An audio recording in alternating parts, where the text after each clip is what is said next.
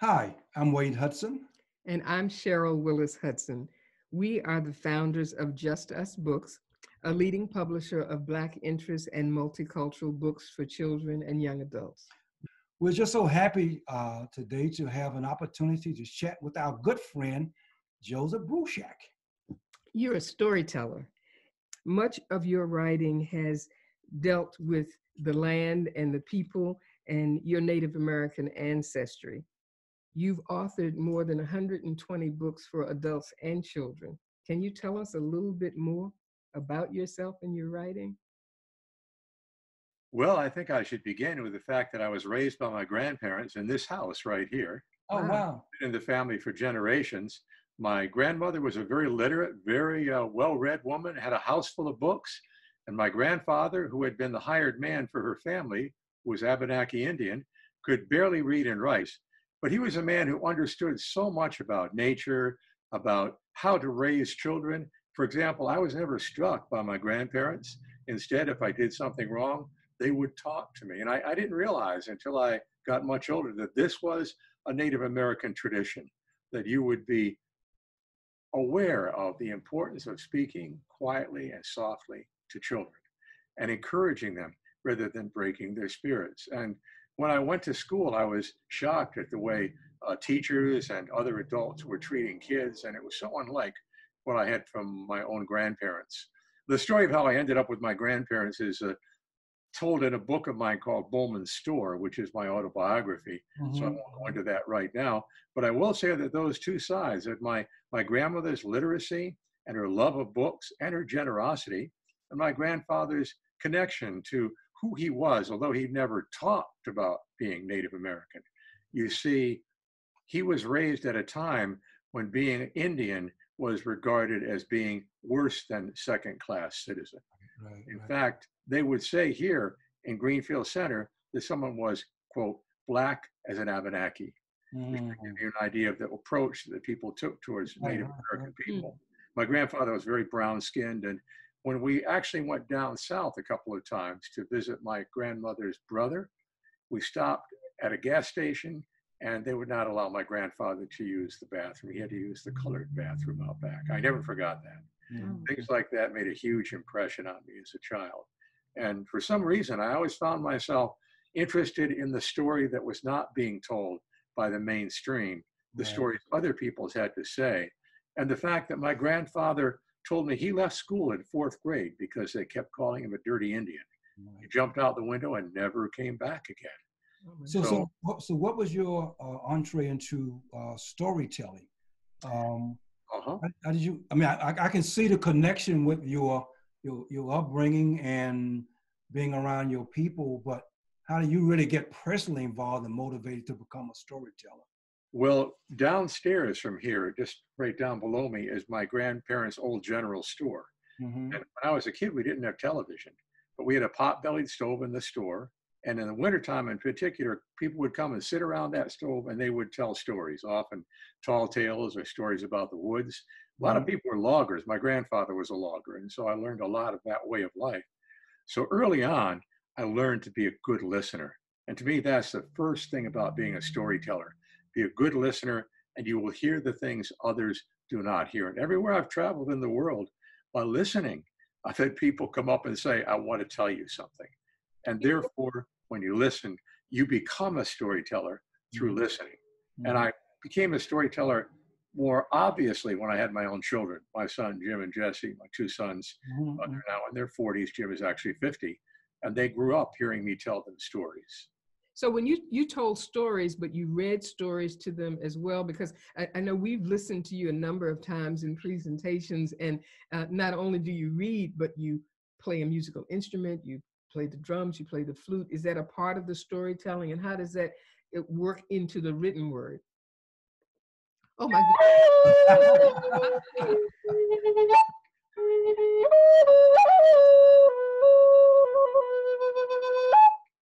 You know, everything has a voice. This flute has a voice, Mm-hmm. Mm, drum has a voice, which I learned especially the years I lived in West Africa as a teacher in the 1966 to 69. And Mm-hmm. that idea that you as a storyteller are sharing something which came before you. In other words, it was not something that you invented out of nothing. And often as a storyteller and as a writer, I acknowledge those people who taught me stories, who showed me a direction, and who were important to me. You'll find almost all of my books, I don't just, if I have a traditional story, I don't just tell the story as if it came out of nowhere. I point out who the people were, the living people, not just people in books that were written by ethnologists, but living indigenous people. Mm-hmm. What did they share with me? And when I share it, I try to be as honorable as possible. Mm-hmm. That means 1, acknowledgement. 2, permission. You don't tell a story unless you know you have permission to tell it. Right. And 3rd, give back. You have to give back. This coronavirus thing, I think like every storyteller and writer in the country, I had my whole spring schedule knocked out. Right. You could drive a truck sideways through my missing cash flow. But even so, I have given as much as I can to the Navajo Nation, to 7 different relief areas where they're trying to get food. And talk about some of the challenges, though. Share some of the challenges that the Navajo people are being faced with now because of. Oh my God, yes. As a matter of fact, just Google Navajo Nation. The Navajo Nation itself has its own website, and there's about 7 different relief agencies that exist out there. The problem is the Navajo Reservation is a vast area. It encompasses areas in 4 states. It's the largest reservation in the entire country, as big as many European nations, big as many states. In fact, some of the medium-sized states are not as large as the Navajo Reservation. Mm-hmm. But people live great distances from each other. Mm-hmm. They often do not have water. They have to have water trucked in. Often they're elders or people with health conditions who are living distant from other people, normally taking care of themselves, but now in great need. So providing food, providing water, providing medicine.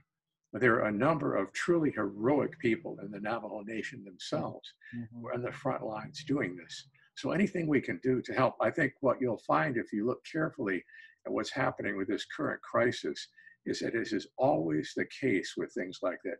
It is the poorest people of the least opportunity who suffer the most. African American communities, Native American communities, Hispanic communities are really suffering. And we owe it to others to do what we can to share and to make others aware of this. So that's something I try to do every day. So what's happening though with the children in terms of education? And I'm sure that's impacted as well.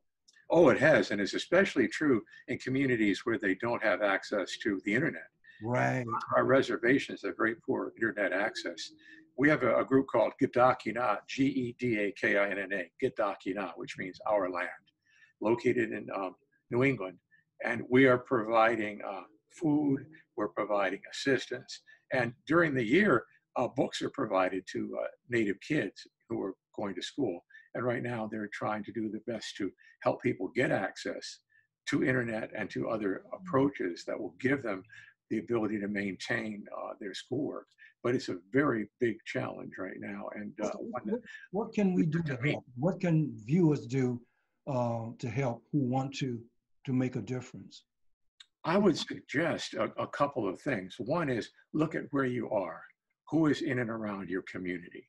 Don't forget it begins locally. Right. Food banks, for example. Also, check out things that are happening with indigenous communities and with what we used to call third world, which I call just people throughout the country. There's a lot that's going on. And being aware and listening is one of the most important things we can do. And it's often said, I've heard this said by elders many times, we share to survive. So make sure that we share. In fact, ironically, I've always found that often it's the poorest people who are the most generous. Yeah. And you've give you your bed. If you have only one bed, they'll give you your bed for the night, you know? Yeah. And you've really shared, not only in a humanitarian way, but through mentoring other writers.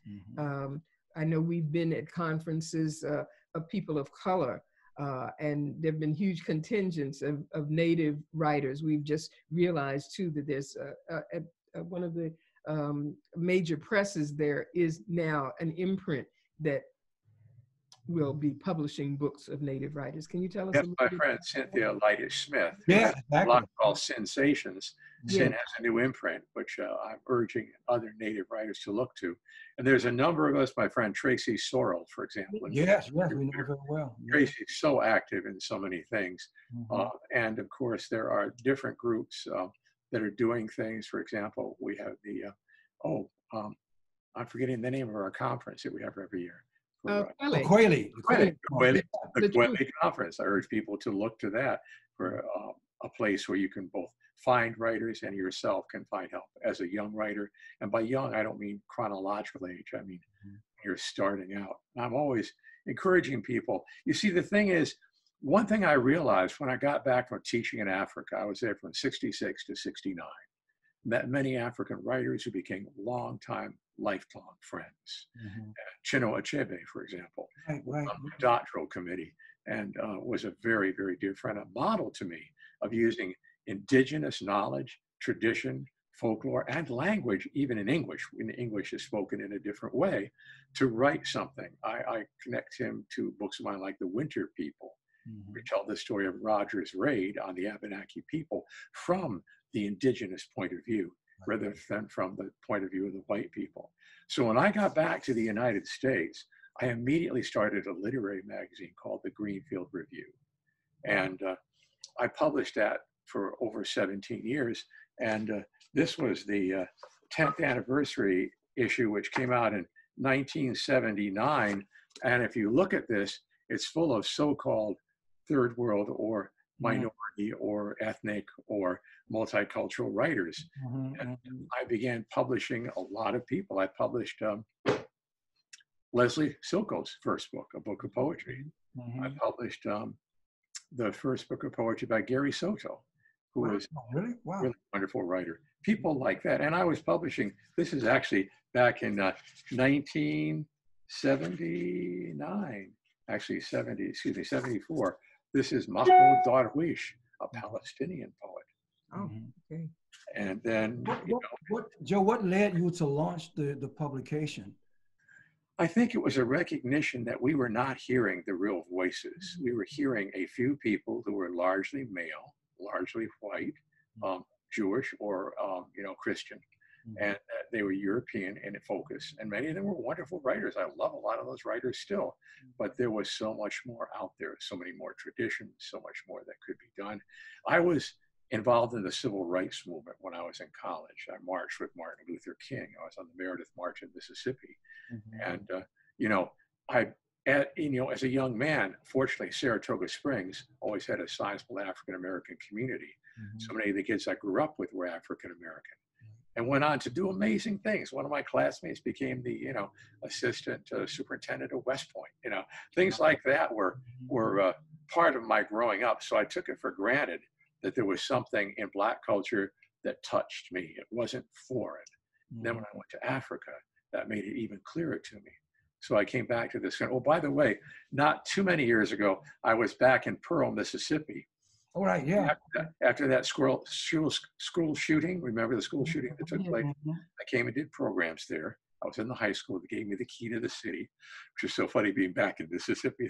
And the principal came up and introduced himself to me, African-American guy, my age. He said, we were on the Meredith March together. Wow. And I'm now principal of a school I could not have attended when I was a kid. Wow. So, things like that. Those great stories. Authentic stories, your own story, your life story. I mean, you've done biographies, you've done mysteries, you've done graphic novels. How do you switch between those genres, or is it a switch? I don't think it's a switch. I think one thing you'll see in a lot of our indigenous cultures, American Indian culture, Native American culture, is there's a blurring of genres. Okay. You could be poetry, you could be fiction, you could be nonfiction, you could be putting it all together in one piece. It could be science fiction, which I don't think is that far-fetched from reality. We're living it right now. And I think that if we really don't limit ourselves, I think we as human beings often listen to the people who limit us, the ones who say, you can't do that. And throughout my life, whenever someone has said, you can't do that, I've said, well, let me try.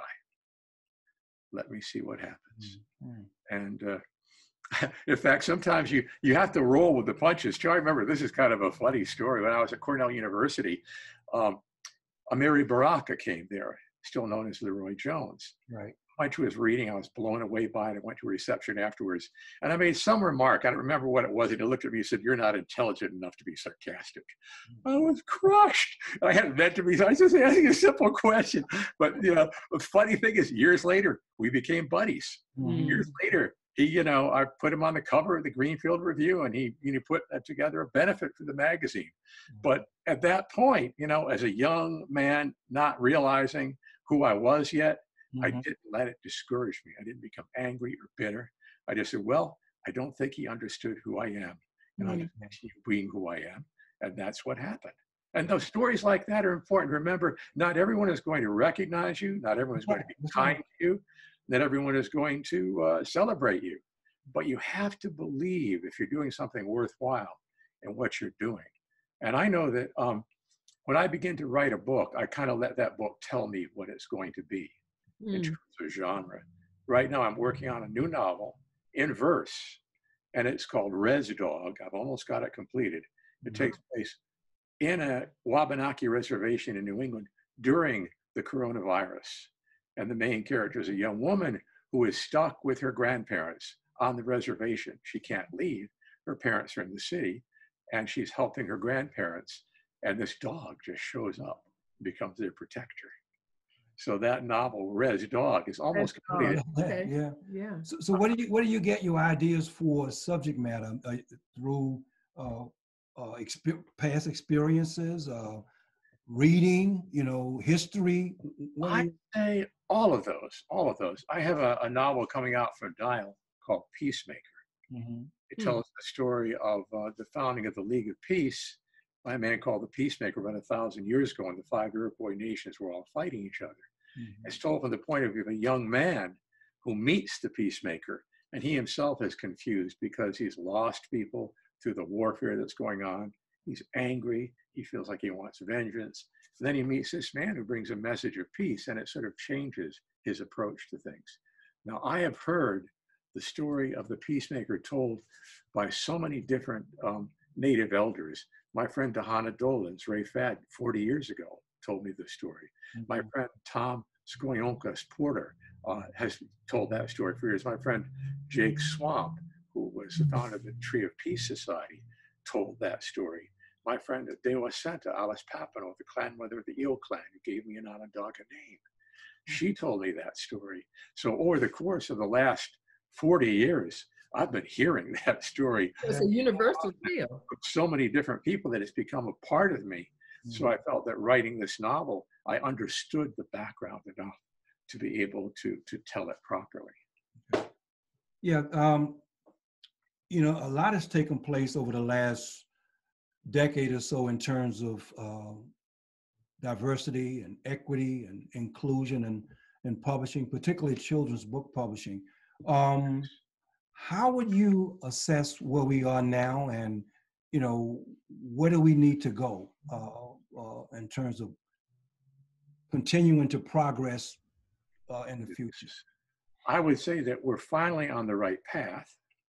A lot of the roadblocks have been removed. Okay. But it's a long road. Mm-hmm. Mm-hmm. It's a long road, and there's going to be people along that road. There's going to be dangers, pitfalls, sidetracks. There's going to be still people out there trying to stop what we're doing. Mm-hmm. And I say we in the inclusive sense of true humanity. Mm-hmm. True humanity is inclusive. We as human beings are all connected to each other in every possible way. We're breathing the same air. We are sharing the same planet. And to hear a story, you're always, when I was in Ghana, I was told by the my Ewe friends, my Ewe elders and teachers, they would say things like, Joe Mensa would say, we like strangers because they have new stories to give us. Mm. Wow.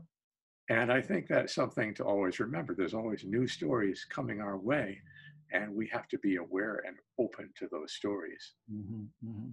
So, and in terms of where we are, I'd say we're a bit further, but we haven't gone as far still on the path to go. Yeah. Any suggestions in terms of what else can be done to help move the progress forward to I think, ensure that it continues? yeah, I'd say there are a couple of things. One is don't let um, a few loud, angry voices drown out the truth. Mm. That's important. There are a lot of people out there who believe and who are working, but there also are a few people out there. Um, Eddie Olmos, James Edward Olmos, I was at a conference with him years ago. Mhm. And he said it's like, there's a cage full of rabid rats and most of them are gone, but the ones that are left are really dangerous. You got to put your gloves on to catch them. Oh my God. Well, listen, we're almost at the end of our interview, and we'd like to ask you just a couple of questions. You've talked about your work. We want to do kind of this lightning round thing to find out more about Joe Buchak, the person. So, what's the favorite book that you've written? Ready? Oh, gee. My favorite book is always the newest one.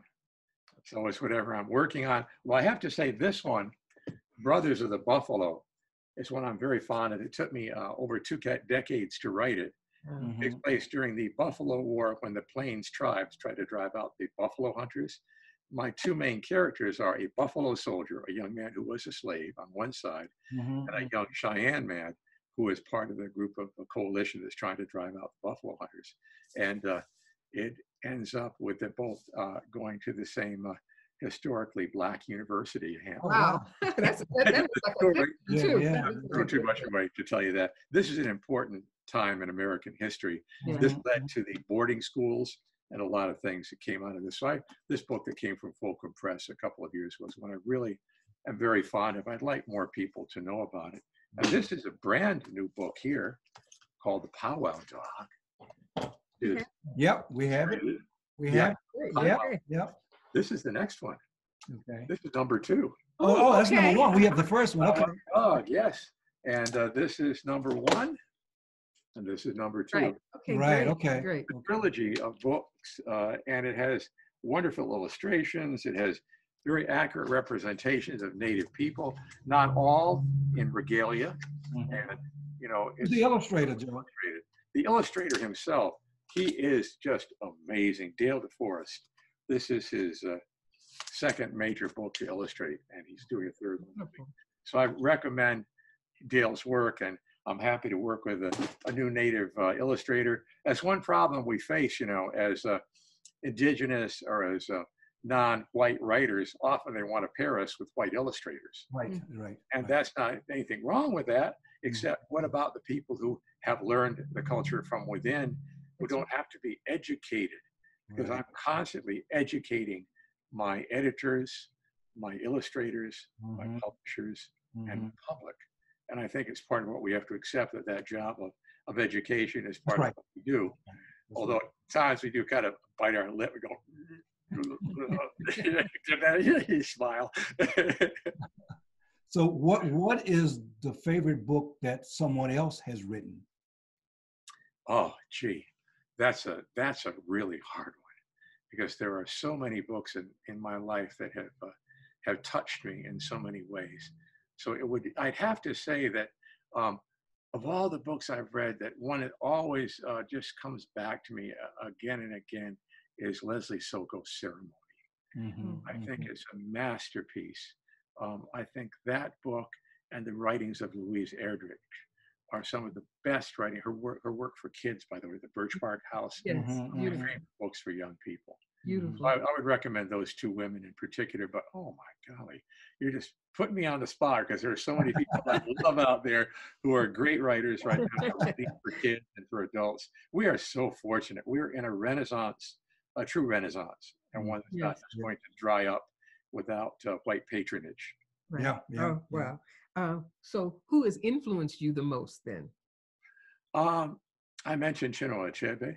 Okay. Chinua was a dear friend, a great model to me. I get a tear in my eye when I think of Chinua, because there was just so much he had to offer to the world, and he passed on much too soon. Yeah.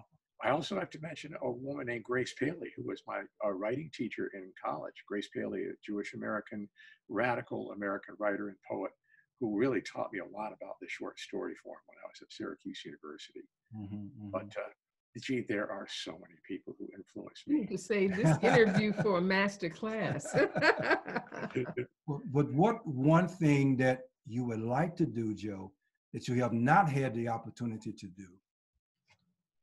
Gee, I would say break 5 blocks instead of only 3. Wow. Oh, that's right. Wow. Martial arts. Yeah. No, I'm just joking. I think continue with what I'm doing is what I mostly want to do, because there's so much I see on the road ahead of me. And, my life was fortunate. I had a wonderful wife, my wife, Carol, who was my co-editor and my partner for 45 years, passed on in 2011.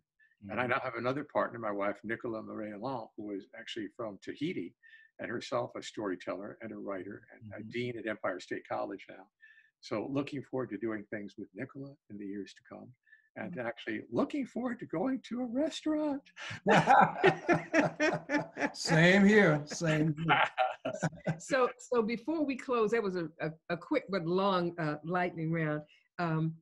Can you tell our viewers how they can get in touch with you or learn more about your work?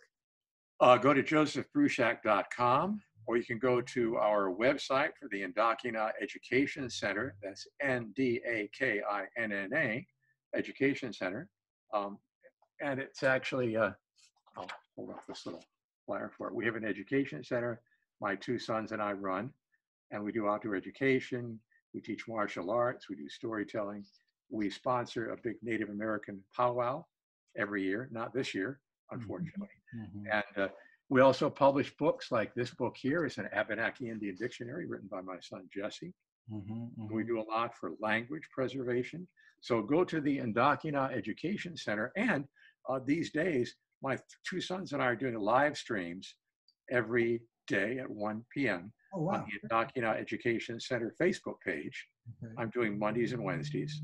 So you can see more of me if you really can stand to see more. Love that. Love that. Well, listen, Joe, we want to thank you so much for this opportunity to chat with you. And listen, we learned so much about you. And again, thank you. Thank you so much. Thank you. Oh, as we say in Takagui, don't mention it. And Olioni, thank you. Thank you. We want to thank our viewers for tuning in. And stay tuned for the next installment of Just Us, and when we will talk with other famous and important writers and people who create the books that we read, as well as those people who make those books available in the marketplace. And good books make a difference. See you next time.